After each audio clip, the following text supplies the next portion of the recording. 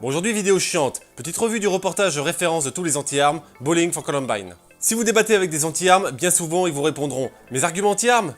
Regarde ce reportage, tout est dedans. Bon, ce reportage est fait par Michael Moore, très connu aux USA pour être un extrémiste anti-américain, anti-armes, mais surtout anti-blanc. Parce qu'ils aiment ce que Trump représente.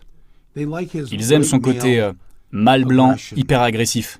Mais ce ne sont pas les hommes blancs qui vont diriger le monde. Ce sera les femmes, les personnes de couleur, et les hommes blancs vont connaître des temps difficiles. C'est comme les dinosaures. Un jour, ils vont disparaître. Autant vous dire que là, on est sur un reportage extrêmement objectif. Bon, je sais qu'un reportage n'est jamais objectif, mais là, c'est comme demander à Alain Soral de faire un reportage sur la Shoah. C'est au même niveau. D'ailleurs, pour Michael Moore, un reportage a été fait sur lui, pour montrer qui il est et à quel point ses reportages sont de la manipulation et la propagande. Reportage que je n'ai pas vu, n'étant pas du tout anglophone. S'intéresser au réalisateur est important, mais là, je vais devoir faire sans. Allez, on envoie ça. Bien sûr, je zappe tout le meublage et ce qui est inutile, comme le générique. Sinon, la vidéo elle va durer plus de 4 heures. Je peux vous aider? Oui, je voudrais ouvrir un compte. Quel genre de compte? Je veux ouvrir le compte qui donne droit à un fusil gratuit. Ça commence donc avec ça. Il entre dans une banque pour avoir un compte, histoire d'avoir une arme gratuite. Ouais, avant de parler de tueries faites avec des armes à feu, le reportage va essentiellement parler d'armes à feu. Vous ouvrez le compte et le fusil est à vous. Nous avons un catalogue que vous pouvez feuilleter. On fait quelques vérifications et le fusil est à vous. Ça veut dire quoi, juger mentalement déficient? Si vous avez commis un délit. Un délit? Ah ok. D'accord, alors si je suis un déficient mental sans histoire, ça va. Oh putain, cette réplique, comment il a trop raison. C'est vrai, et du coup, si c'est un déficient mental sans antécédent, du coup, il a une arme pour avoir des antécédents. Argument très connu, très utilisé et complètement con. Bah ouais, connard, par exemple, on va pas te retirer ton permis de conduire alors que t'as jamais eu d'accident, juste sous prétexte que t'es potentiellement dangereux avec un volant. On va pas t'empêcher d'être professeur sous prétexte que t'es potentiellement un violeur pédophile, alors que t'as jamais montré le moindre signe que tu l'étais. On va pas te foutre en prison sous prétexte que t'es potentiellement dangereux alors que t'as encore rien fait. On ne sait pas comment tu es, on ne sait pas comment tu vas réagir. Donc on doit attendre que tu fasses un pas de travers pour savoir ce qu'on doit te confier ou pas. Et ça ne fonctionne pas qu'avec les armes, mais avec absolument tout. Ça a l'air con, mais le fameux « on va pas attendre que tu tues quelqu'un pour t'empêcher d'avoir une arme », c'est un pseudo-argument que je vois tout le temps, malgré le fait qu'il soit complètement pourri. Bah évidemment que si. On attend que tu commettes un crime ou un délit pour t'exclure de la société. Argument de merde, donc non recevable. On vient d'un état où tout le monde adore la chasse. Même les chiens. Deux chasseurs dans un campement ont voulu photographier le chien déguisé en chasseur, juste comme ça, pour s'amuser. L'un d'eux a eu l'idée de lui mettre une carabine sur le dos pour faire une meilleure photo. La victime était à genoux devant le chien quand l'arme a glissé. Alors là, c'est la petite partie meublage un petit peu inutile, histoire de dire « Vous avez vu ça? Un tireur a fait un truc très con, donc du coup, tous les tireurs sont des idiots. » Ouais, comme s'il fallait être tireur sportif pour mériter un Darwin Award. Mais là, cette scène est filmée avec un gros chien tout mignon en gros plan avec une musique triste. Donc c'est un argument valable. C'est du sarcasme. Là, le passage dure 2 bonnes minutes. Si vous avez que ça à faire, vous irez voir le reportage. Ouais. C'est de là que je viens. Une boîte de 270. Parfait.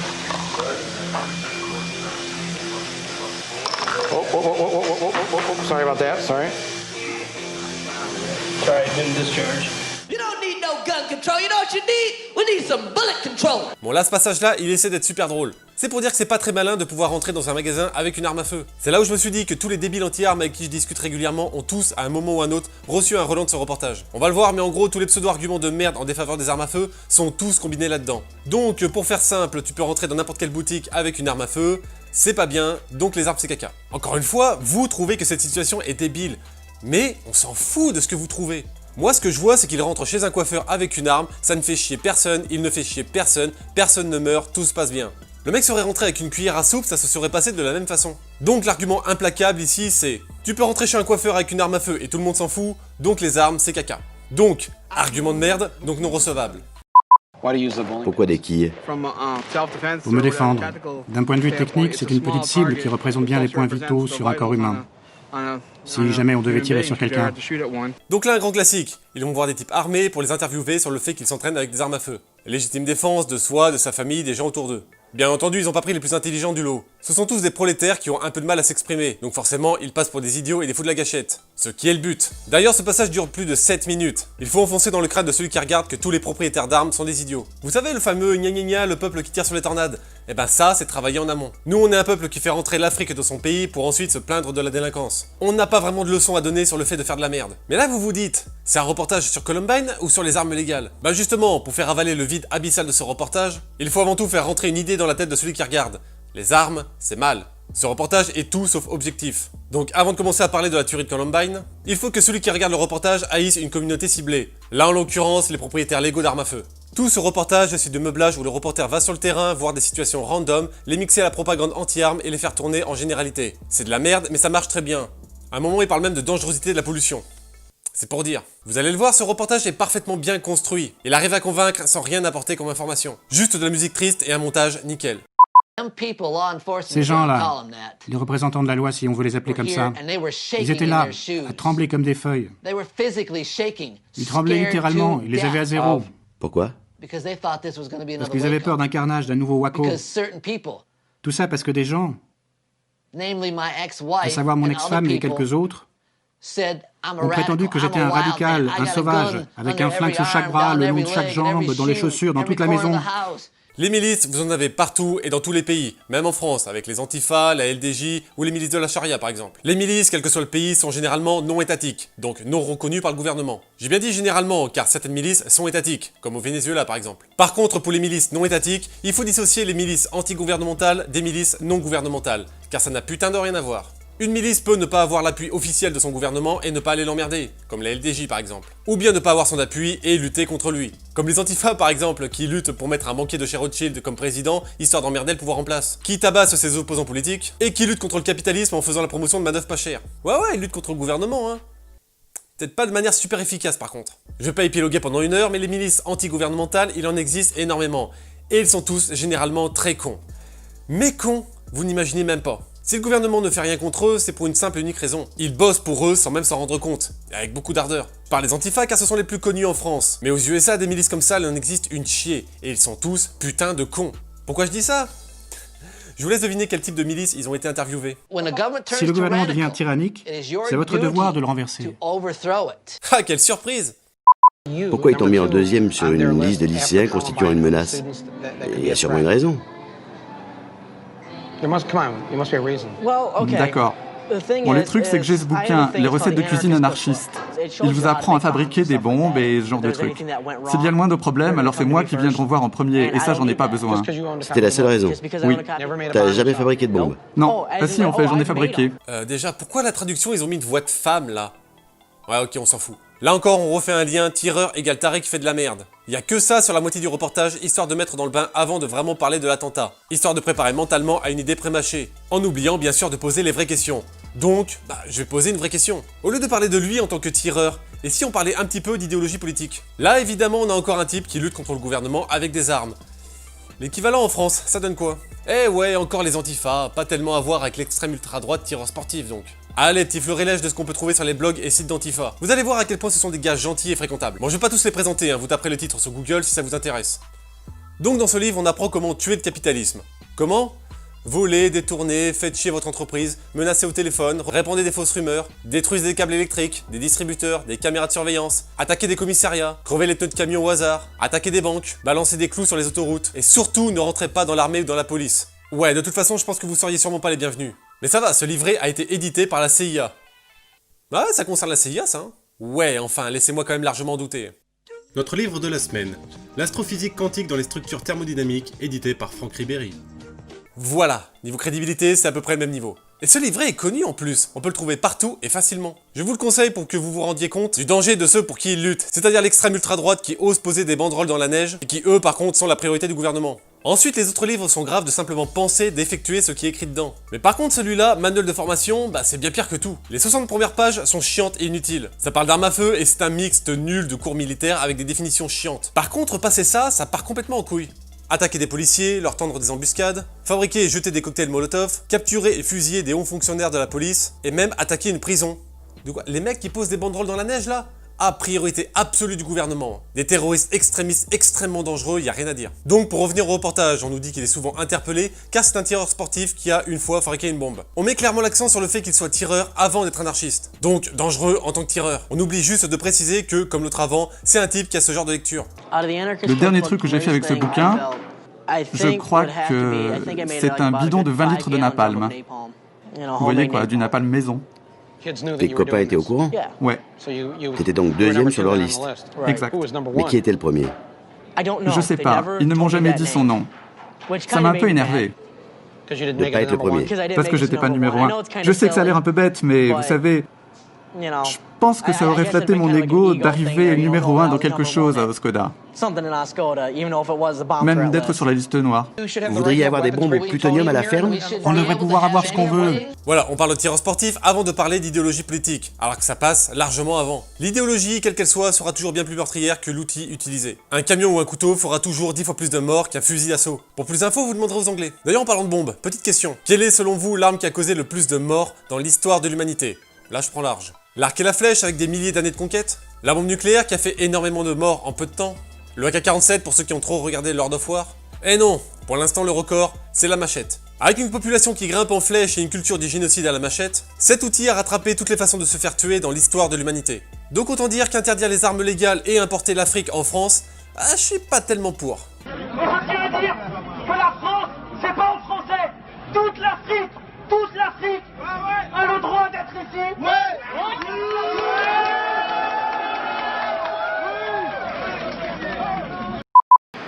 Ces affiches où on lit « Nous sommes Columbine », c'est ce que ressent Lockheed Martin, le plus gros employeur de la ville, le plus gros fabricant d'armes. Nous sommes Columbine. Oh, violent! Alors pour tous ceux déjà qui voulaient savoir d'où venait le « Je suis Charlie », bah voilà, c'est fait. Ensuite, ils demandent simplement si le fait de dire « Je suis Columbine » signifie qu'ils étaient eux-mêmes responsables de la tuerie. C'est totalement gratuit, mais ça pousse à se demander si cette entreprise voulait simplement se vanter de cette tuerie. En gros, un petit peu comme les Israéliens qui mettent en avant leurs armes à feu en précisant qu'elles ont été utilisées en combat réel. Pensez pas que les gosses se sont dit « Après tout, papa va à l'usine tous les jours pour fabriquer des missiles. Ce sont des armes de destruction massive. Quelle différence y a-t-il entre cette destruction massive et celle du lycée Columbine ?» Voilà, c'est ça, c'est totalement gratuit. Ça ne fait pas avancer le débat, ça part dans du hors-sujet, ça contourne les vrais problèmes qui font que les tueries existent encore. Problèmes qui ont des facteurs divers, comme l'élitisme scolaire avec réclusion si vous n'avez pas le niveau suffisant, modèle social aux fraises, etc. Non, là, il reste sagement dans sa seule zone de confort. On fabrique des armes, ça tue des gens, c'est pas si mal, donc allons tuer des gens. C'est de la pure paresse intellectuelle. Il ne pose pas de questions, il ne cherche pas le débat. Il attaque simplement sur le fait que les armes c'est pas bien parce que ça tue, sans même évoquer les éléments psychologiques, les éléments sociétaux, et même sans une seule fois questionner les idéologies politiques ou religieuses. Il nous dit que personne à Littleton, pas même les cadres de chez Lockheed, ne comprenait pourquoi les lycéens de Columbine avaient recouru à la violence. Si, ça a été largement analysé, et même à l'époque où ce reportage est sorti. C'est juste que les réponses ne font pas tourner l'argument des armes à feu en boucle. Donc elles ne te plaisent pas, donc tu les entends pas. C'est tout. Le truc c'est qu'il pense que l'entreprise ne sait pas alors qu'il demande à un commercial. C'est pas son boulot, c'est normal qu'il ne sache pas. Demandez donc à un caissier de chez Jiffy la problématique des travailleurs chinois. Il dit qu'il sait pas et qu'il s'en fout. Ce n'est pas parce qu'on n'aime pas quelqu'un qu'il faut lui envoyer une bombe ou un missile.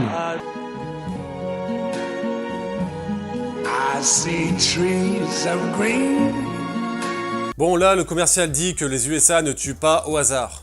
Donc ça part sur un montage de tueries américaines dans le monde avec de la musique triste. Histoire de dire que le commercial ment et que les armes c'est pas bien. On reste sur un niveau d'analyse assez élevé, on est d'accord.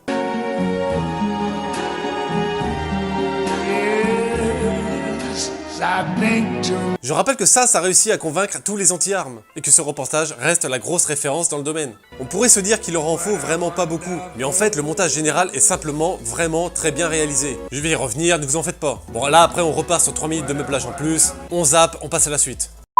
Nous savons qu'il y a eu une terrible fusillade dans un lycée à Littleton, dans le Colorado. Quand la fusillade cessa, Eric Harris et Dylan Klebold avaient tué 12 lycéens et un professeur. Plus de 900 balles avaient été tirées, faisant des dizaines de blessés. Les 2 lycéens avaient acheté leurs armes en toute légalité, dans le commerce et au salon de l'armurerie. La plupart des balles provenaient de chez Kmart, un supermarché de Littleton. Dans son journal, Harris parlait aussi de détourner un avion et de s'écraser avec sur New York.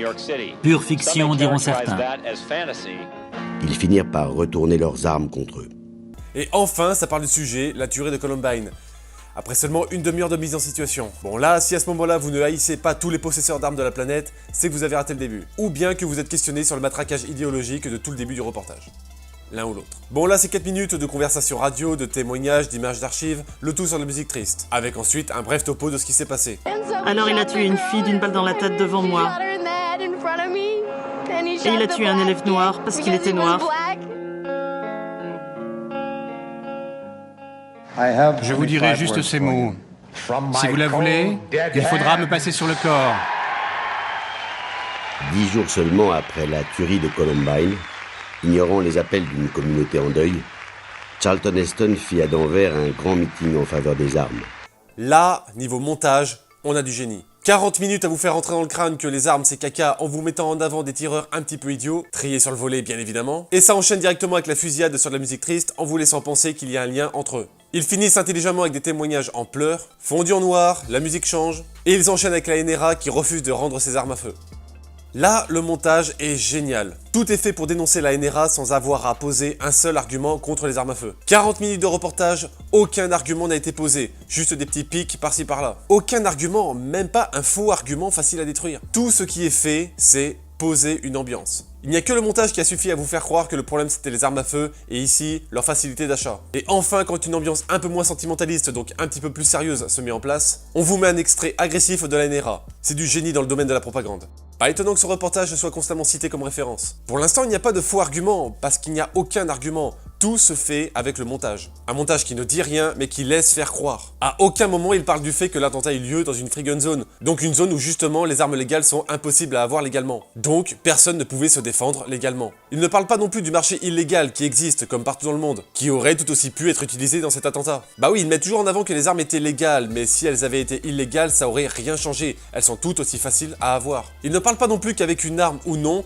les tueries se feront toujours. Plus il y a de tueries dans un pays, plus il y aura de chances d'en avoir.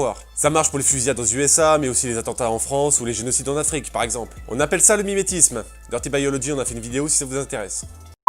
Je suis ici aujourd'hui parce que mon fils Daniel aurait voulu que je vienne. Si mon fils Daniel ne comptait pas au nombre des victimes, il serait ici à mes côtés.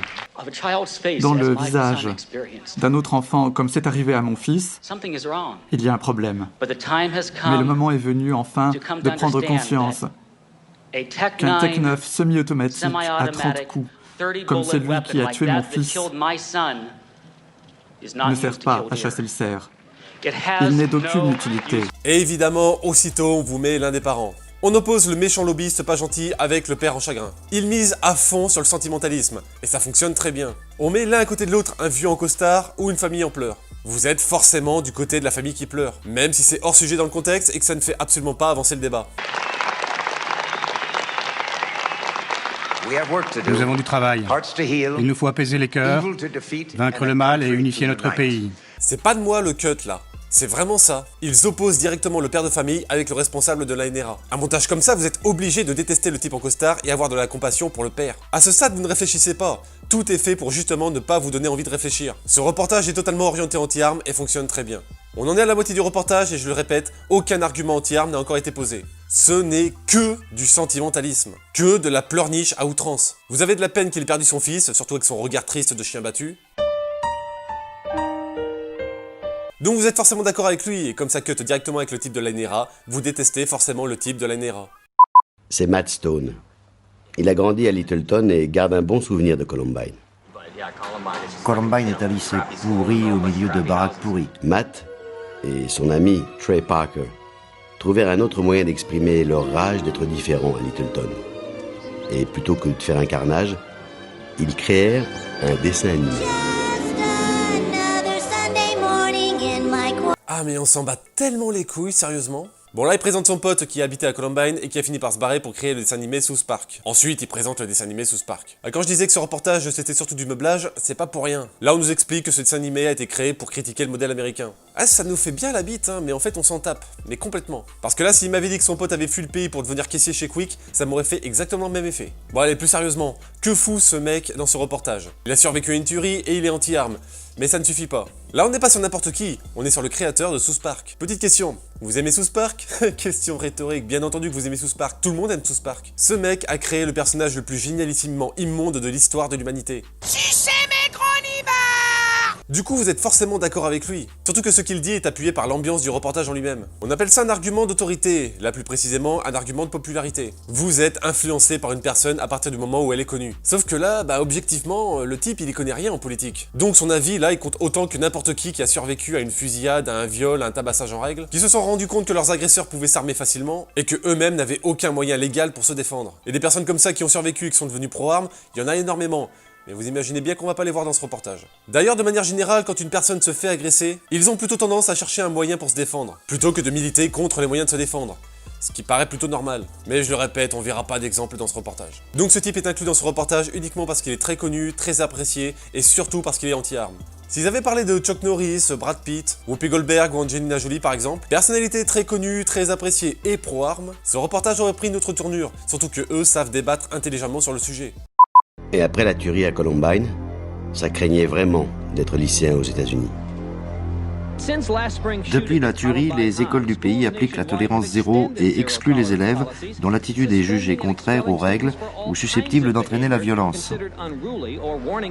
Cet élève de CE1 a été exclu pendant 10 jours pour avoir apporté un coupe-ongle, considéré comme une arme par l'école. Un élève de cours préparatoire a été exclu pour avoir visé un enseignant avec un blanc de poulet. Le garçon de 8 ans jouait avec un camarade à la cantine quand il a braqué son morceau de poulet vers l'enseignant en disant « Pampan ». Il a pointé son pistolet en papier et il a dit à ses copains qu'il allait les tuer pendant qu'il jouait aux gendarmes et aux voleurs. Si c'est pas un signal d'alarme, c'est quoi? En Virginie, un lycéen a été exclu pendant 1 mois pour avoir teint ses cheveux en bleu. Cet excellent élève pourrait être exclu aujourd'hui. Jérémy X, 17 ans, portait une tenue d'écossais au bal du lycée, composée d'un kilt, d'un béret à plumes et d'un poignard traditionnel, le Skyndu. Ce t-shirt a mené une élève au tribunal. Elle voulait fonder un club anarchiste. C'est comme s'il y avait des bombes à retardement prêtes à exploser partout. Dans au moins 7 États, des étudiants ont été exclus ou arrêtés pour avoir évoqué ou préparé des complots. C'est comme une guérilla. On ne sait pas d'où viendra l'ennemi. Donc voilà, après cette tuerie, les USA sont rentrés dans une paranoïa constante. Ils n'arrivent pas à faire le lien entre l'impossibilité de se défendre légalement et la grande facilité pour acheter une arme légale ou non. Du coup, pas étonnant que les tueries continuent encore aujourd'hui. Un code vestimentaire strict et bien conçu peut renforcer la sécurité au lycée, qui deviendra un lieu d'apprentissage positif pour tous. Comme le prouve la tenue de ce lycéen, une politique vestimentaire laxiste permet de dissimuler une arme et rend difficile l'identification d'intrus dans le lycée. Un code vestimentaire réduit la présence d'armes, apaise les tensions entre gangs, réduit les manquements à la discipline et améliore l'ambiance au sein de l'école. Le t-shirt doit toujours être rentré dans le pantalon afin de laisser la ceinture visible. Il est interdit de porter des pantalons larges et des couleurs des insignes généralement associés à l'activité des gangs. Cette politique résulte d'une concertation. Mais oui, facile. On transforme le lycée en bunker sécurisé, on inclut un code vestimentaire et on fouille les élèves quand ils rentrent. Il n'y a pas plus simple. Juste un tout petit détail.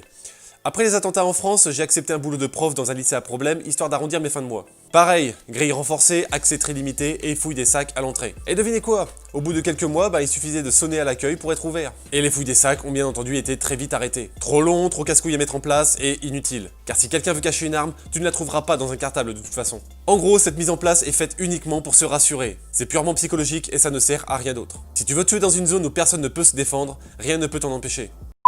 Il s'est échangé en monstre. Mais à qui la faute? Les experts avaient tous une réponse. Le heavy metal, cette sous-culture haineuse. Les parents absents. Les films violents. South Park. Les jeux vidéo. La télé. Les loisirs. Satan. Les dessins animés. La société. Pistolet en plastique. La drogue. Le rocker Marilyn Manson. Alors pourquoi c'est arrivé? Ça ne peut pas être la faute des jeunes qui sont poussés à bout et qui ont pété un plomb. Il y a forcément une excuse à leur trouver. Alors pour faire simple, on va dire que c'est le rock'n'roll, particulièrement Marilyn Manson. Donc forcément ils ont été le voir. Mais non, c'est pas ma faute. Mais non, je suis d'accord, c'est pas votre faute. Faisons-nous des bisous, des câlins, etc. Mais oui, ça n'a rien à voir avec le rock c'est bien, les armes c'est caca, etc. Aucun argument, aucune question posée. Toujours au même niveau. Ensuite, ils vont faire une enquête au niveau Scooby-Doo sur les différentes causes possibles, mais aucune ne se vaut, blablabla, les nazis ont fait pire et pourtant aujourd'hui il n'y a pas de fusillade, blablabla. Si tout ça suffit pour écoper d'une société aussi violente que la nôtre, qu'est-ce que vous dites de ça? Donc c'est forcément à cause des armes à feu, on enchaîne. Pognon et ce travail gratos, ça a calmé les blancs. Sûrement pas, ils eurent encore plus peur. Bon ensuite, 3 minutes d'un dessin animé très connu sur YouTube qui dit que les Américains sont tous des racistes, que les armes c'est caca. Putain, il est long ce reportage. Quand on regarde le journal du soir, les États-Unis flanquent plutôt la frousse. Est-il dangereux? En 40 ans, seuls 2 enfants sont morts après avoir mangé des bonbons à Halloween. Tous les 2 ont été empoisonnés par leur famille. C'était une scène de film d'horreur. Cet homme tondait sa pelouse quand un renard a surgi des bois et a attaqué sa tondeuse. Attention aux produits de régime. Ce que vous ignorez peut vous tuer. Vous en empruntez chaque jour, mais à tout moment, un escalator peut vous mutiler, vous ou l'un de vos proches. Nous vous révélons tous sur ces dangereux escalators. Soyez très prudents, ne vous faites pas remarquer. Ne dansez pas dans la rue avec une bande d'Américains. Restez vraiment très discret. Ne montrez pas que vous êtes Américain. Ah non, j'ai pas changé de reportage sur un top 10 des trucs dont on s'en bat le plus les couilles. Hein. Je vous ai prévenu qu'il y a beaucoup de remplissage inutile. Là, on est sur la partie où les médias vous font peur pour pas changer de chaîne. Le rapport avec les armes à feu? Cherche pas, là on est sûr. L'insécurité, c'est à cause des médias. Il n'y a pas d'insécurité, mais seulement un sentiment d'insécurité. Le rapport avec Columbine? Faut pas trop en demander là. Bon, là on est sur la partie, la criminalité est en baisse constante, mais les médias sont des salopes qui ne choisissent et amplifient que les sujets qui les intéressent, par profit ou par idéologie. Alors, en passant d'ailleurs, je suis parfaitement d'accord avec ça, mais ça marche dans les deux sens. Hein. Là ils disent que la télé américaine affirme que la majorité des crimes sont commis par les noirs. Ce qui est vrai en passant, hein. Il y a que 13% de noirs aux USA et pourtant ils représentent plus de 50% de la criminalité. Mais apparemment c'est pas de leur faute, vous inquiétez pas, une excuse. C'est à cause de leur surreprésentation dans les médias qu'ils sont surreprésentés. Comme ils s'y voient régulièrement, ils se disent que c'est normal de commettre des crimes.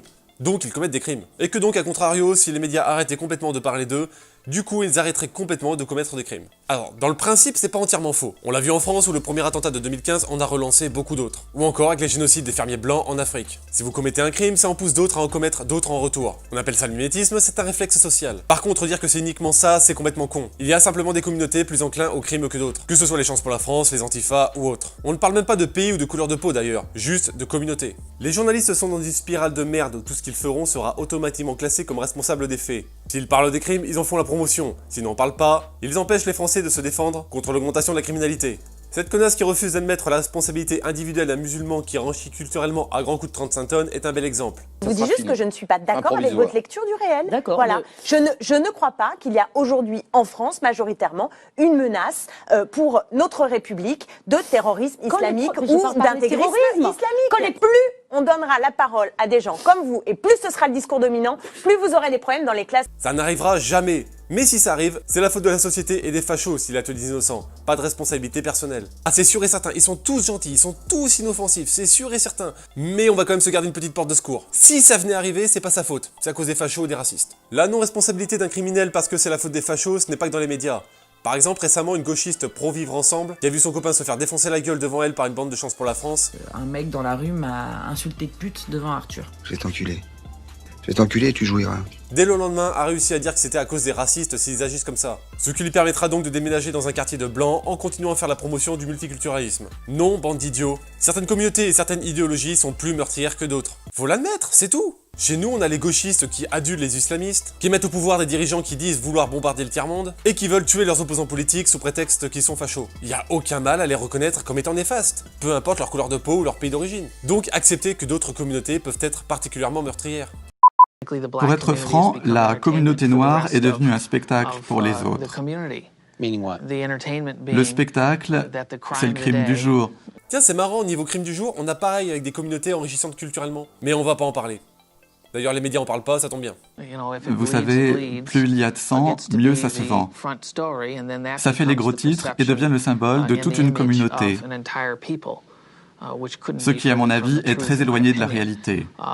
Bah le truc, c'est que ton avis, on s'en branle. Regarde juste plutôt par quelle communauté tu as le plus de chances de te faire tuer. Là, c'est objectif. On n'a jamais eu de gros problèmes avec les armes dans la ville. Je ne dis pas que ça n'existe pas, mais si c'est le cas, ce n'est pas notre souci majeur qui reste la possession d'armes par les adolescents de banlieue. Où t'as eu ton arme? Je l'ai volée. À qui? Je l'ai volée à un ami. T'en faisais quoi? Son père en a plein. Et à qui tu les vendais? On allait à Détroit pour les vendre. Je peux vendre un 9 mm pour $150. Et à qui tu les vendais? À tous ceux qui en voulaient. En général des gangs, des trucs comme ça. Des gangs de Détroit, des Noirs? Oui. Essentiellement. Alors là, le monteur, il a tout donné au début, et là, il s'est barré faire une pause café. Plus de 15 minutes à nous dire que les Blancs sont des oppresseurs, racistes, pas gentils, et que les Noirs sont des victimes. Et là, tu trouves un trafiquant d'armes qui nous dit que tous ses clients sont des gangs de Noirs. Y a pas un problème, là? Tandis que le nombre de meurtres a baissé de 20%, leur couverture médiatique à la télé, et notamment celle des journaux du soir, a augmenté de 600%. Ouais, on appelle ça du putaclic. Ça existait bien avant Internet. Les Américains sont conditionnés par le discours des chaînes de télé, par les infos locales, qui leur font croire que les gens sont plus dangereux qu'ils ne le sont réellement. Dans cette ville, la criminalité baisse régulièrement depuis 8 ans, même si la possession d'armes, et notamment d'armes de poing, augmente. Le taux de criminalité ne cesse de baisser. La peur de la criminalité ne cesse d'augmenter. Cela n'a aucun sens. Ça me rappelle Gérard Collomb qui nous disait que la criminalité était constamment en baisse, contrairement à ce qu'en disent les policiers. Qu'elle n'a d'ailleurs jamais été autant en baisse depuis des dizaines d'années. Puis en fait, le jour de son départ, il a affirmé que les chiffres, en fait, ils explosaient complètement, qu'ils se croyaient en état de guerre et que si ça continue comme ça, on arriverait au stade de la guerre civile. C'est marrant, mais dès qu'ils n'ont plus aucun intérêt à mentir, la situation du pays paraît beaucoup moins rose. On pourrait presque croire que les chiffres sont truqués et que ceux qui achètent des armes pour se défendre vivent en fin de compte dans le monde réel et ont peur de manière légitime. Bon, après ça, il y a plus de 20 minutes où ils expliquent que beaucoup pensent que la criminalité vient surtout des Noirs, que c'est pas bien, que c'est raciste de le dire, que des émissions essaient de faire croire l'inverse, que c'est pas bien d'être méchant, etc. Rien à voir avec Columbine, encore moins avec les armes à feu. Là, ça parle simplement de racisme envers les Noirs. Pas étonnant, hein, on rappelle quand même que le producteur du reportage est un anti-blanc radical qui espère l'extermination de notre race. Un mec très gentil, quoi. Le genre de type, tu l'invites en soirée et tu lui files pas de couvert, juste au cas où. Il n'y a pas de meurtre ici parce qu'il n'y a que 70 000 habitants, et c'est la capitale du baiser. Je me suis donc rendu dans une ville canadienne, 5 fois plus grande que Sarnia. Windsor, dans l'Ontario, juste en face de Détroit. Le type se barre au Canada pour interroger des gens sur le pourquoi il y a moins de délinquance chez eux. Là, c'est vraiment histoire de dire « je tape des kilomètres, donc j'ai bossé mon reportage, donc j'ai raison ». Mais en fait, il ne se passe rien, aucun rapport avec les armes à feu, encore moins avec Columbine. Il y a de la criminalité aux USA? Bah c'est simple. Migrants, communautarisme, religion, et surtout problèmes sociaux et éducatifs. Pas besoin de se taper 1000 bornes pour ça, surtout que là, ça ne sert qu'à rajouter 15 minutes de meublage. D'ailleurs, le coup de « je vais sur le terrain histoire de gagner en crédibilité alors que sur mon reportage, il se passe absolument rien », dans ce domaine, je vous conseille cette vidéo. Très très bien. Vous laissez votre porte ouverte la nuit? Où est-ce que vous habitez, à Toronto? Juste à côté. Et vous laissez ouvert? Les Américains croient qu'un verrou empêche les gens d'entrer chez eux. Les Canadiens voient les choses différemment. Fermer à clé revient à s'emprisonner chez soi. Vous n'avez pas envie de ça? Pas vraiment, non. Attends, ils ferment pas leur porte à clé au Canada? À mon avis, c'est faux, mais je vais quand même aller vérifier. Yeah, I've been dealing with that social stigma too, so if you look at someone with a black eye, just think that there may have been something else to the story than what discretion advised on this video. Maybe my first and only, let's hope my only video that I ever put viewer discretion advised, because you're gonna watch... Ah, autant pour moi, c'est vrai, mais à culpa. Si les armes à feu apportaient la sécurité, l'Amérique serait l'un des pays les plus sûrs du monde. Ce n'est pas le cas, c'est le contraire. Ah, enfin! On revient enfin sur le sujet des armes à feu, avec enfin le premier argument anti-armes. Le fameux, le légendaire, le très connu. Si les armes permettaient de se défendre, les USA n'auraient aucune délinquance. Argument très connu, mais surtout très connu pour être complètement bidon. Alors comment savoir si un argument est complètement pourri? Il y a plein de méthodes, bien évidemment, mais là, on va aller au plus simple. Vous prenez le contrario. Si ça marche, c'est que c'est à creuser. En Europe, le pays le moins armé, c'est l'Angleterre. Le pays avec le plus de criminalité, c'est également l'Angleterre. Donc du coup, j'ai envie de dire, si l'absence d'armes apportait la sécurité, l'Angleterre serait l'un des pays les plus sûrs au monde. Ce n'est pas le cas, c'est le contraire. Argument de merde, donc non recevable. J'ai entendu l'appel que la maîtresse a passé au secours. C'était horrible. C'est horrible. Il n'arrêtait pas de demander où est le tireur. Elle criait, il est parti, aidez-moi. La petite Kayla était là? Elle était par terre, oui. Elle était étendue par terre? Ensuite, la police et le SAMU sont arrivés. Quand le SAMU est arrivé, ils ont pris le contrôle de la situation. Ils ont dit, il faut partir. Quand le SAMU et la police arrivent, on ne maîtrise plus rien. Elle était encore en vie ou pas? Elle avait les lèvres bleues. Bon, il est de retour à Columbine et ben il se passe rien. Il dit simplement que l'appel était pas cool à entendre, donc les armes, c'est pas bien. Ah, il rajoute aussi que c'est un putain de fragile qui n'a rien à foutre devant une caméra s'il arrive même pas à encaisser ses putains d'émotions. Non mais au bout d'un moment, faut le dire, si t'es tellement fragile que t'arrives même pas à t'empêcher de chialer quand quelqu'un est en danger, change de boulot, fais de la mécanique. C'est bien la mécanique. Si t'as peur des armes légales, va à Chicago, la ville la moins armée légalement des USA. Bon, c'est aussi la ville avec le plus de délinquance aux USA, ça faut pas lui dire. À Flint, ma ville natale, un garçon de 6 ans en classe de CP à l'école Buell avait trouvé un pistolet chez son oncle, qui le gardait pendant que sa mère était expulsée de chez elle. Il l'apporta en classe et tira sur une autre élève de CP, Kayla Rowland, une fillette de 6 ans. La balle lui transperça le corps et elle s'effondra mortellement blessée tandis que sa maîtresse appelait les secours. Non, mais pas du tout les sentiments en avant juste pour rappeler le manque d'argumentation et de réflexion. Mais non, pas du tout, qu'est-ce que vous allez imaginer? Putain, bande de complotistes. Là, on est sur l'objectivité pure. Vers 19h, une messe du souvenir sera célébrée. Des centaines de personnes sont attendues. Elles viendront pleurer la petite Kayla qui adorait les pizzas et les nounours et qui nous a été enlevée beaucoup trop tôt. Les enfants vont bien, les enseignants et le personnel aussi. Mais nous n'oublions pas. Nous n'oublions pas. Je ne veux plus que ça se reproduise. Je sais. Moi non plus, j'ai pas envie que ça se reproduise.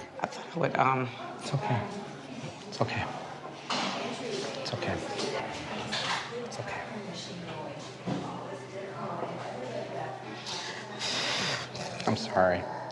That's all right. Il faudra me passer sur le corps. Comme il l'avait fait après la tuerie à Columbine, Charlton Heston tint à Flint un grand meeting en faveur des armes. Là, exactement comme au début, ils refont exactement le même montage sur une nouvelle tuerie. Une nouvelle séance pleine d'émotions, de bons sentiments, de pleurniches, et ça cut directement avec les types de la NRA. Tout souriant et applaudi. D'un point de vue montage général, ça donne quoi? Vous faites ce montage au début, vous montrez le reportage, et vers la fin du reportage, quand celui qui l'a regardé a passé une bonne heure à chialer, on lui remet exactement le même montage avec une autre tuerie. C'est une formule qui marche bien, mais là, pourquoi l'avoir mis 2 fois? Explication d'un montage de fils de pute. Vous avez certainement beaucoup plus l'habitude de regarder un film qu'un reportage, c'est sûr et certain. Alors, comment se structure la grande majorité des films? Tout se passe bien. Élément déclencheur, on essaye de faire en sorte que ça aille mieux, on réussit à faire en sorte que ça aille mieux, on tue le méchant, la situation va beaucoup mieux, des fleurs, des bisous. Cette finale, on encule la princesse. Ouais, ça c'était dans les post-crédits. Allez voir si vous ne croyez pas. Alors ça c'est la structure d'un film qui part sur de l'happy end classique. Dans un film où tout se passe mal et la situation ne fait qu'empirer, c'est exactement la structure de ce reportage. Le mec va d'état en état pour faire en sorte que ça aille mieux, et on refait la scène du début pour montrer une non-évolution. Faire croire que la situation ne peut qu'empirer. Rien n'est dit là-dessus, ce n'est que le montage qui donne cette impression. Ça fonctionne très bien parce que c'est une structure très connue, celle d'un film, mais qui, là, est adaptée pour la structure d'un film qui tourne mal. D'ailleurs, je vais pas vous spoiler, mais c'est normal que le reportage se termine avec une discussion de merde avec un responsable de la NRA qui l'envoie chier. C'est la scène du méchant qui bat le gentil et détruit le monde. C'est la magie du montage. La structure est faite pour vous faire déprimer avec une non-évolution, voire une régression. Avec ici comme méchant de l'histoire, la NRA. Tous ceux qui ont déjà regardé des films connaissent cette structure sans le savoir, et ils sont donc affectés sans le savoir. On voulait que la NRA sache qu'on n'oublie pas Kayla Rowland. Comment osent-ils venir ici? Ils nous narguent. Je suis choquée qu'ils soient venus ici. Voilà, on met en relation la NRA avec un jeune garçon qui a trouvé le pistolet de ses parents. Les parents ont laissé traîner un pistolet approvisionné et chargé et n'ont rien fait en amont pour expliquer à leurs enfants que c'est dangereux de jouer avec une arme. Les responsables, ce serait pas un petit peu les parents bien avant la NRA? Bah si, carrément, mais là on a besoin d'un responsable, et le responsable est désigné par les militants anti-armes, qui trouveront toujours une excuse aux parents. D'ailleurs, pour tous ceux qui pensent ça là, c'est la faute de quel lobby? Bah quoi, ça peut pas être de la faute des parents si on va par là. Sinon on pourrait croire que c'est que quand ça vous arrange. Est-ce que la NRA pensait des enfants de 6 ans qui utilisaient des armes? Alors, sans prendre trop de risques, à mon avis, ils pensent que les parents sont des connards d'irresponsables. Et ce qui m'a le plus stupéfié, ce sont ces groupes affiliés à la NRA, des gens que j'appelle, vous voyez, des fous de la gâchette. Disaient que c'était horrible de ma part de mettre en garde les gens de ce pays sur les dangers d'avoir des armes chez soi. Ils voulaient voir le gamin pendu au bout d'une corde. Il y avait derrière tout ça tant de racisme, de haine, de colère. Bon, là on est sur du classique. On prend les extrémistes et on y associe toute la communauté pour faire croire que c'est une idéologie partagée. À quel moment c'est possible qu'une communauté aussi énorme que la NRA ayant des millions de membres ne comporte pas quelques extrémistes? C'est comme penser que les antifas ne comportent pas de non-extrémistes. Et évidemment que si, il y en a toujours quelques-uns qui nuisent à l'image du groupe. C'est un dessin du petit garçon qui a tiré à Buell. Il a été amené dans mes locaux une quinzaine de minutes après le drame. Je lui ai donné des crayons pour qu'il s'occupe un peu. Et il m'a fait ce dessin. Au-dessus de mon bureau, j'avais des dessins de mes enfants, alors il a voulu m'en faire un aussi, pour que je l'affiche. C'est son dessin? Il a expliqué ce que c'était? C'est lui et sa maison. C'est lui et sa maison, là. Pourquoi vous avez gardé le dessin? À cause de la gravité de ce qui s'est passé. Mais non, le reportage n'est pas uniquement basé sur le sentimentalisme, bande de complotistes. Bon, ensuite ça parle de sa famille, qui est pauvre, qui est triste, qui pleure, le tout sur de la musique mélancolique. On s'en bat tellement les couilles, on passe. Ce programme parvint à exclure tant de pauvres de l'aide sociale que son fondateur, Gerald Miller, fut ensuite embauché par l'entreprise la plus sollicitée par les États de ce pays pour privatiser leur système d'aide sociale. Cette entreprise, c'est Lockheed Martin. La fin de la guerre froide ayant privé le pays d'ennemis, Lockheed avait trouvé le moyen de se diversifier et d'exploiter la peur des gens grâce à un ennemi plus proche d'eux, les mères noires et pauvres, comme Tamarla Owens.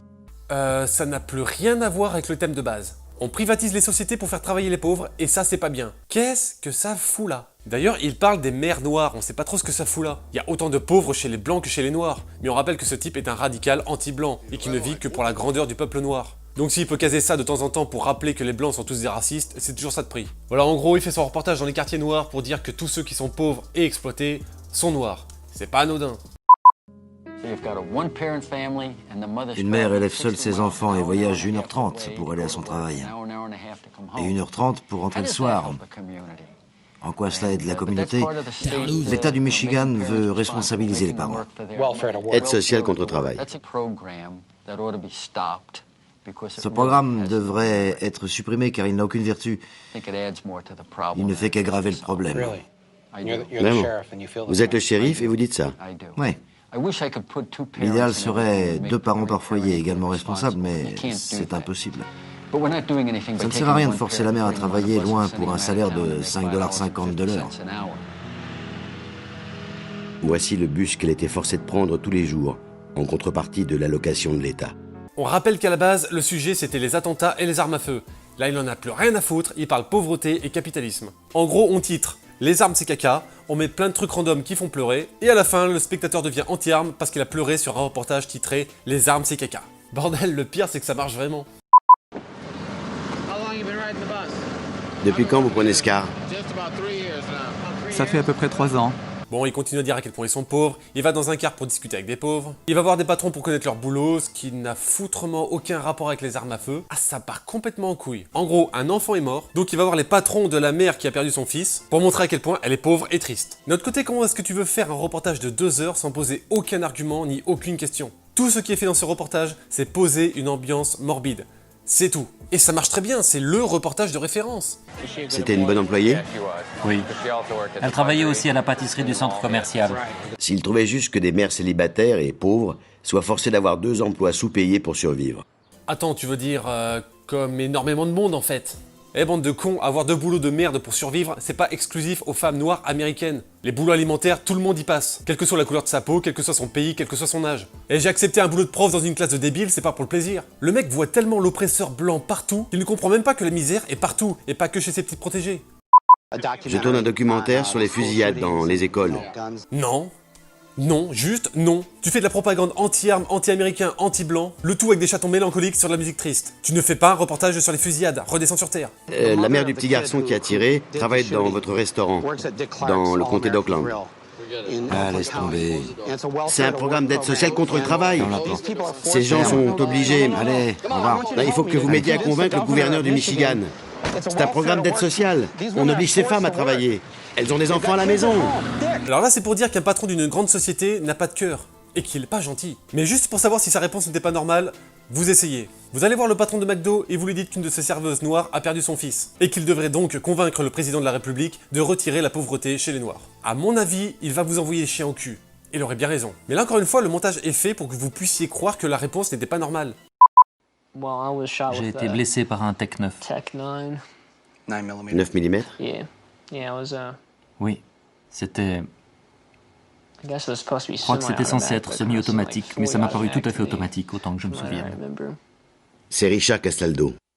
Et lui, c'est Mark Taylor. Ils ont été blessés lors de la fusillade à Columbine. Richard, paralysé à vie, est cloué dans un fauteuil roulant.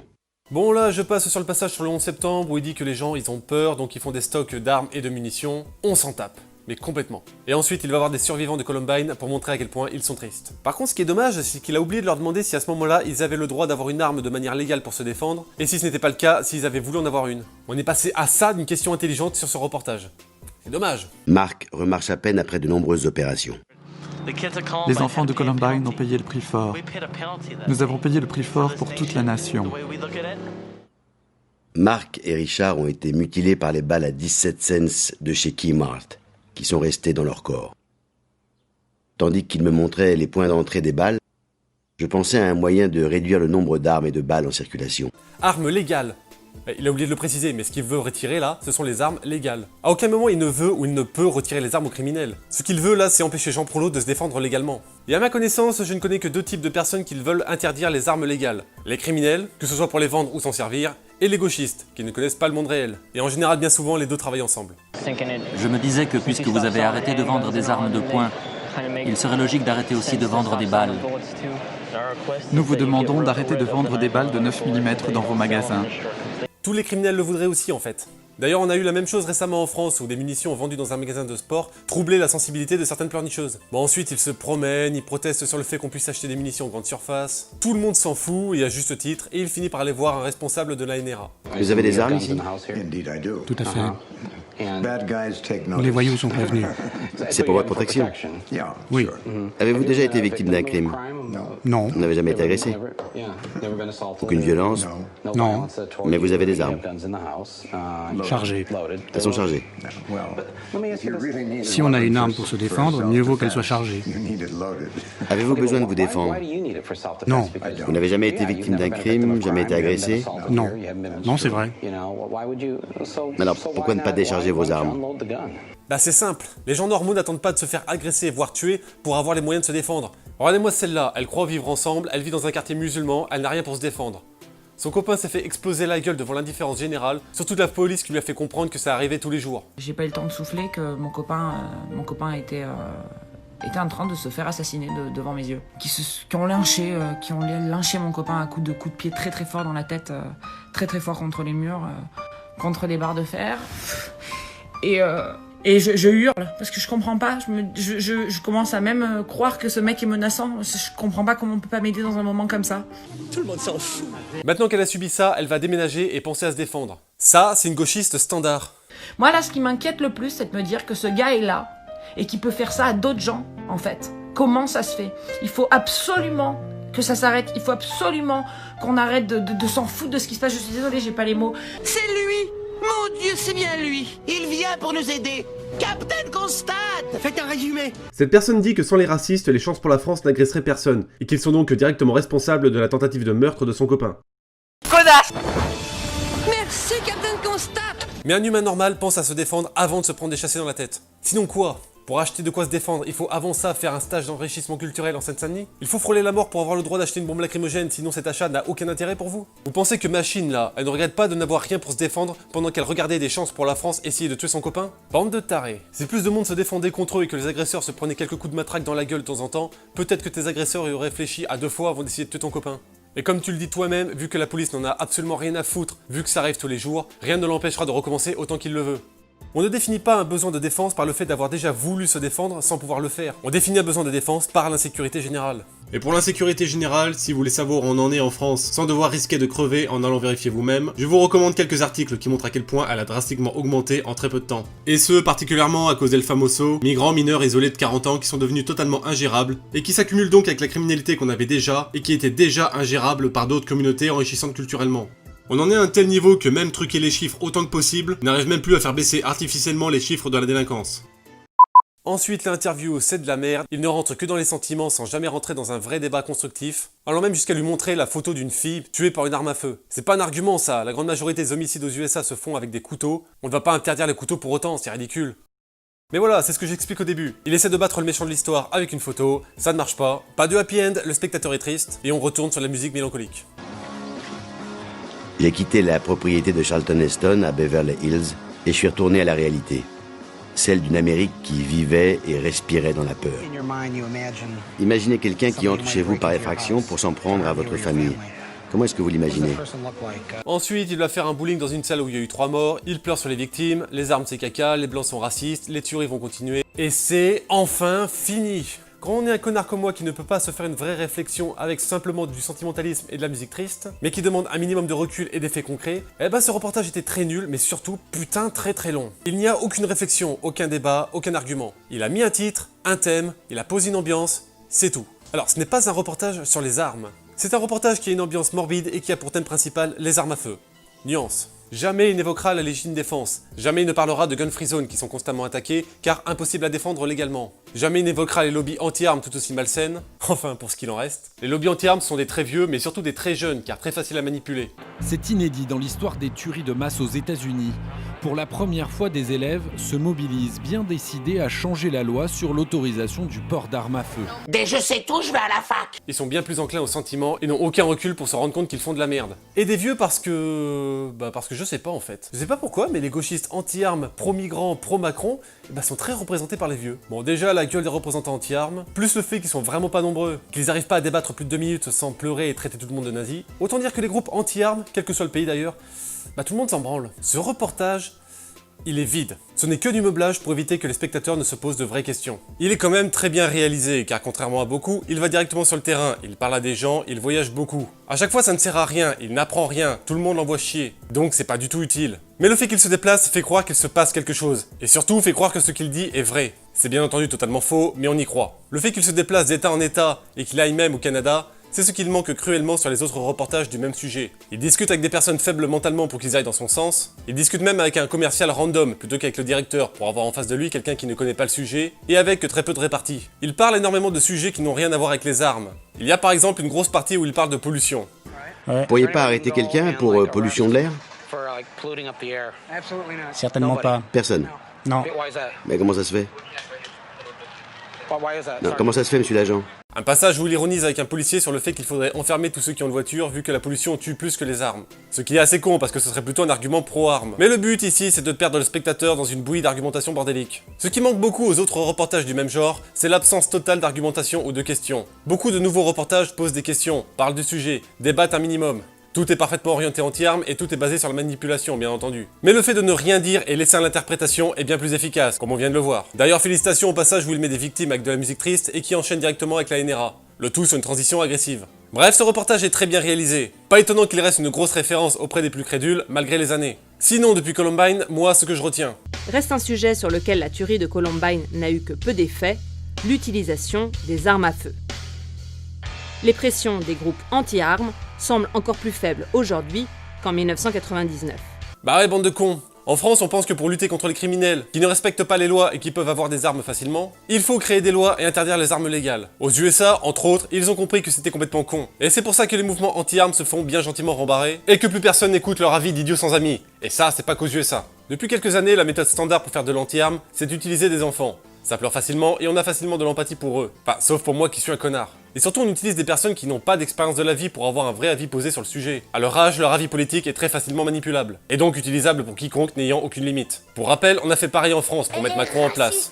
Elle est méchante, elle est pas agréable. Comme si à 10 ans on pouvait vraiment avoir un vrai avis politique. Pour le fait d'avoir un avis de merde quand on est gosse, j'en suis un bel exemple. Bien évidemment, j'ai eu une éducation lambda. Bien entendu, j'ai eu la télé. Bien sûr, j'ai été à l'école publique. Et pire que tout, mon père, un tireur sportif, est mort quand j'avais 11 ans parce qu'un tireur n'a pas effectué ses mesures de sécurité correctement. Donc évidemment, quand j'avais 18 ans, enfant, j'étais un anti-armes convaincu. Le port d'armes provoque des fusillades, on est tous citoyens du monde et tout le bordel. D'ailleurs, un concours Photoshop de moi en gauchiste, ça pourrait être marrant. Mais heureusement, contrairement à beaucoup qui ne se remettent pas en question, qui restent dans leur grotte et filtrent tout ce qui pourrait leur faire changer d'avis, moi j'ai réfléchi au problème, j'ai pris du recul et je me suis rendu compte que c'était de la merde. Mais vous vous demandez sûrement, comment les Américains ont-ils fait pour réfléchir à ce point-là et être moins cons que nous? Bah c'est simple, ils ont vu comment ça se passe chez nous, ils ont vu comment on fait, et ils ont fait l'inverse. En gros, la NRA a simplement pris un micro et ils ont dit: on n'arrêtera pas le marché illégal, c'est impossible. Dans tous les pays du monde, ce marché est beaucoup trop implanté. Merci aux gauchistes pour le mondialisme et les retraits des frontières en passant. Donc soit on accepte qu'il y a un marché illégal et on permet aux gens honnêtes de se défendre, droit qui est perdu avec un casier judiciaire, soit on retire toutes les armes légales, on ouvre les frontières, et on interdit la légitime défense. En gros, comme ils font en France, qui devient progressivement un pays musulman composé de tribus africaines, et avec une criminalité qui bat tous les records. De toute façon, armes à feu ou pas, l'enrichissement culturel se fait également à coups d'acide, de couteaux et de camions. En gros, vous voulez vous sortir de la merde, ou devenir un pays du tiers-monde calé sur le Libéria comme devient la France. Forcément, exposé comme ça, les pleurniches et la musique triste, ça ne suffit plus du tout. Donc, évidemment que les contrôles aux frontières se sont renforcés, et les armes légales banalisées avec une légitime défense assouplie. Tu regardes ce que devient la France, évidemment que ce discours fonctionne. Qui voudrait d'un pays comme ça? Par contre, je sais pas si vous saisissez toute l'ironie de la situation. En France, ce sont les gauchistes anti-armes, anti-Trump, anti-frontières, pro-migrants, pro-vivre ensemble, qui ont ravagé ce pays, c'est grâce à eux que les autres pays refusent tout ça, grâce à l'épouvantail qui est devenu la France. Ce sont finalement les gauchistes anti-armes qui font la promotion des armes à feu et la fermeture des frontières dans les pays un peu moins cons que nous. Je trouverais ça presque drôle si j'étais pas français moi-même. La France est devenue l'idiot utile de la NRA. Autrefois, la France brillait pour son armée, sa philosophie, sa culture, son art. Aujourd'hui, la France, c'est la petite pute docile de la NRA. Et ça, c'est pas prêt de s'arranger. Personne n'a envie de ressembler à notre pays du tiers-monde. Et notre pays n'ira pas mieux vu qu'on continue à voter pour des enculés pour éviter la haine, la xénophobie, le capitalisme, le fascisme, toutes ces conneries. L'électeur français moyen, il a encore de la marge niveau train de vie. Il n'a pas encore assez souffert pour enfin voter dans son intérêt. Donc on n'a pas fini de faire plaisir à la NRA. Maintenant et pour finir, la question du jour. Celle que tous les journalistes se posent sans trop vouloir y répondre. Comment ça se fait que les USA restent autant pro-armes malgré ce qui se passe là-bas? Déjà parce que le problème des morts par arme à feu, c'est loin d'être leur priorité, malgré le matraquage médiatique autour du sujet. Mais surtout, la NRA communique beaucoup. Ils font des conférences, ils ont beaucoup de chaînes YouTube, ils sont très présents sur les réseaux sociaux, bref, ils communiquent. Ce qui fait qu'ils sont majoritairement convaincants dans tous les états, même ceux avec presque aucune délinquance. Mais là vous vous dites, il n'y a aucune communication en France autour du sujet, pourtant les Français s'arment de plus en plus. Bah oui, deuxième critère, l'enrichissement culturel. Quand on te dit à longueur de temps que tu ne dois pas te défendre sinon la criminalité va augmenter, mais que tu te fais régulièrement défoncer la gueule par des chances pour l'univers, bah tu commences à remettre en question cette vérité absolue. Et tu finis par acheter une arme de défense, ce qui est totalement logique pour une personne normale. Donc pour faire avancer le sujet autour des armes à feu, de la communication et de l'enrichissement culturel. Donc pas étonnant que les Suisses ont pris une PLS monumentale chez eux. Peu d'enrichissement culturel et quasiment aucune communication sur les armes. Le monopole du sujet est simplement laissé aux médias, majoritairement anti-armes. Donc forcément ce référendum était largement prévisible. Et comme désormais après cette PLS interstellaire, le mot d'ordre c'est de se faire tout petit, ne plus en parler et laisser les médias faire en espérant que ça se passera mieux la prochaine fois, eh ben ça va ne faire qu'empirer. La Suisse, à long terme, deviendra exactement comme la France, vu qu'ils appliquent les mêmes méthodes. Pour rappel, en France, dans les années 90, on pouvait acheter une arme à feu avec une simple pièce d'identité. Et les munitions étaient achetables dans les supérettes. Aujourd'hui, ben j'ai fait une demande d'autorisation en octobre et je l'attends encore. Donc bienvenue aux Suisses dans le moule français. Accrochez-vous bien, la suite va faire très mal au cul. Pour les autres reportages anti-armes, je vous laisse les regarder. En général, ils sont bien moins foutus que celui-là. C'est pas étonnant qu'il reste une référence dans le domaine malgré les années. Les reportages plus récents, bien souvent, ils utilisent la technique classique d'utiliser des gosses du lycée ou de la fac, tout juste formatés au logiciel du vivre ensemble, qui n'ont aucun recul social ou politique, et qui n'ont pour la plupart jamais eu à se défendre. Donc qui sont totalement illégitimes pour ouvrir leur gueule, mais qui provoquent de l'empathie. La méthode d'utiliser des gosses paraît parfaite à utiliser pour n'importe qui, mais justement, à force de s'en servir tout le temps et pour n'importe quel sujet, ça ne fonctionne plus. Ça se voit bien aux USA, les groupes anti-armes disparaissent de plus en plus. D'ailleurs, je ne peux que vous recommander d'aller les voir, ne serait-ce que pour repérer toutes les techniques de manipulation. D'ailleurs, je vous recommande des vidéos contre les armes à feu de manière générale, histoire de repérer toutes les fils de puteries possibles. Allez, petit exemple. Et oui, aux États-Unis, il y a un petit problème, c'est que les gens confondent les stands de tir avec les écoles. Alors ce genre de fusillade arrive occasionnellement tous les jours. Depuis le début de l'année 2019, il y a déjà eu plus de 150 school shootings, ce qui fait un school shooting par jour. Une fusillade d'école par jour. Ok, bah on va voir ça. Bon, les sources. Bon, bien sûr, aucune source en description, on ne trouve rien sur Google sur le sujet. En cherchant vite fait, on voit que d'autres pays ont bien plus de fusillades dans les écoles que les USA, comme le Pakistan. Je donnerai pas les motifs des fusillades, on va encore me traiter d'islamophobe. Le seul article que j'ai trouvé qui y ressemble, c'est celui-là. Ça ne parle pas d'école, mais seulement de tuerie de masse. Tuerie de masse qui a fait 3 morts. Ok, une tuerie de masse à partir de 1 mort. Changez rien les gars, c'est bien. C'est dommage, hein, j'aime beaucoup sa chaîne. D'ailleurs, je vous la recommande. D'un point de vue facho d'extrême ultra-droite, il est très bon. Mais cette vidéo-là, c'est de la merde. Et le fait de l'avoir foutu en catégorie humour ne change rien. Voilà, ce sera tout pour moi. Cette vidéo était beaucoup trop longue. Je vous fous la paix. Vous pouvez vous barrer.